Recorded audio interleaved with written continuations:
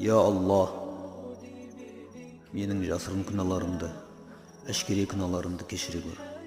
Біліп істеген, білмей істеген күнәларымды кешіре көр. Расында сен ерекше мейірімді, кешірімдісің.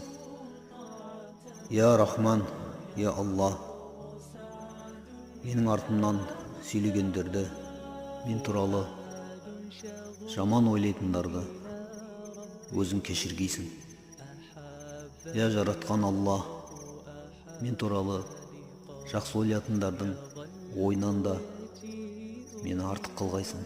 Олардың ойлағанынан да мені жақсы қылғайсың.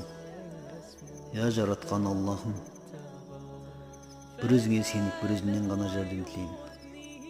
Я Рахман, я Рахим, сен ерекше мейірімдісің, кешірімдісің.